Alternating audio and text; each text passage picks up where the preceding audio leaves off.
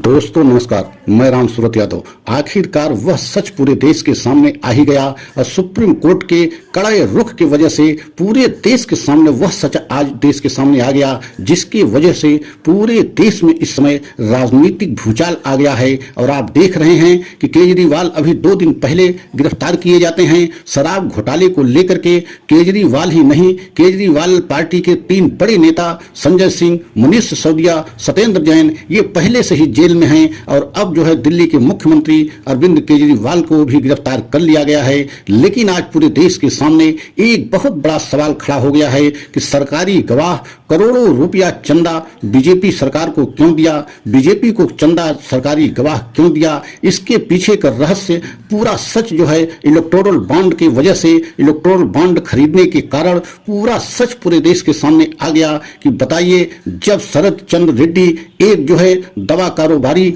मतलब कई कंपनियों के दवा कारोबारी का मालिक था, और यह जो है जब शराब घोटाले में आरोपी बनाया गया, सबसे पहले शरद चंद्र रेड्डी को 9 नवंबर 2022 को ईडी ने बुलाया। और जब उनसे पूछताछ किया तो शरद चंद्र रेड्डी ने अपने बयान में पूरी तरीके से इस बात को कहा कि हम अरविंद केजरीवाल से कभी मिले नहीं हैं, हमारा उनसे कोई मतलब नहीं है और न ही हमारा किसी तरीके से उनसे संबंध है। लेकिन आपको यह जानकर बेहद हैरानी होगी कि यह सारे बयान देने के बाद ही अगले दिन ईडी जो है शरद चंद्र रेड्डी को गिरफ्तार किया। और शरद चंद्र रेड्डी मतलब कई महीनों जेल में रहने के बाद जब उनसे क्या ईडी की पूरी डील हो गई, इसके बाद जो है शरद चंद्र रेड्डी एक तरीके से बहुत बड़े जो है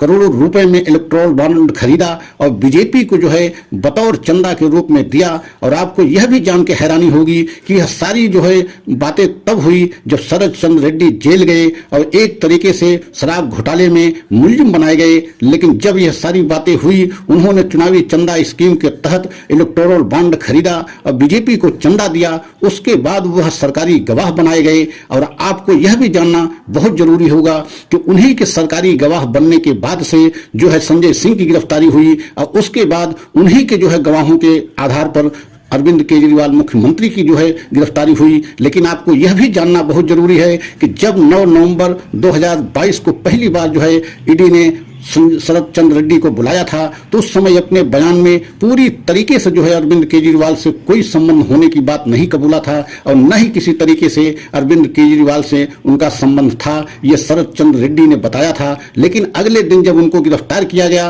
और कई महीनों जेल में रहे, जब सरकारी गवाह वो बनाए गए तो सारी बातें अपने पूरे बयानों को पलटते हुए और यह कहा कि हाँ, हम अरविंद केजरीवाल को जानते हैं और शराब घोटाले में एक तरीके से उसमें अरविंद केजरीवाल का नाम उन्होंने लिया और शामिल होने की बात कबूला। तो इस तरीके से क्या पूरा खेल तब हुआ जब एक तरीके से बीजेपी से पूरी डील हो गई और करोड़ों रुपया का एक चुनावी चंदा के स्कीम के तहत जो है बीजेपी को चंदा दिया गया। तो आप समझ सकते हैं, यह सब आम आदमी पार्टी प्रेस कॉन्फ्रेंस करके पूरे देश को बताया है और पूरे देश के सामने इस सच को लाया है कि शरद चंद्र रेड्डी ने बहुत जो है अधिक चंदा, लगभग 50-55 करोड़ रुपया चंदा जो है के रूप में बीजेपी को दिया और ईडी के माध्यम से पूरी डील हुई और उसके बाद जो है शरद चंद्र रेड्डी को सरकारी गवाह बनाया गया। तो अब क्या इतना बड़ा खुलासा हुआ है और आम आदमी पार्टी ने प्रेस कॉन्फ्रेंस करके यह खुलासा करते हुए बीजेपी पर बहुत बड़ा जो है आरोप लगाते हुए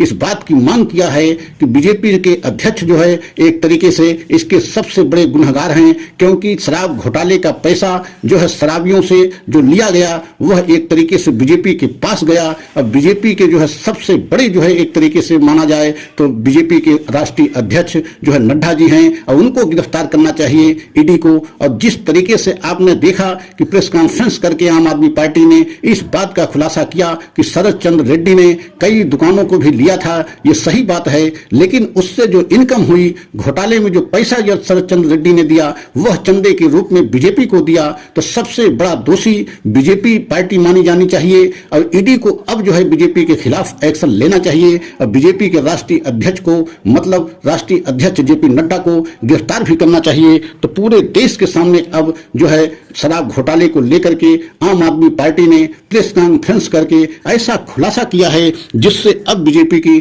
मुश्किल बढ़ती जा रही है, क्योंकि अगर यह मामला आगे पूरे देश में जनमानस में जाएगा और इस समय चुनाव एकदम जो है नजदीक आ गया है, घोषणा हो गई है, मतलब 19 अप्रैल को पहले चरण का चुनाव भी होगा, तो क्या अरविंद केजरीवाल के गिरफ्तारी से बीजेपी एक तरीके से फंस गई या बीजेपी को बहुत बड़ा नुकसान हो सकता है, यह जो है आने वाला समय बताएगा। लेकिन अगर हमारा वीडियो आपको अच्छा लगा हो तो लाइक सब्सक्राइब करें, अगले वीडियो का इंतजार करें, अगला वीडियो हम पुनः लेकर के आएंगे। जय हिंद, जय भारत।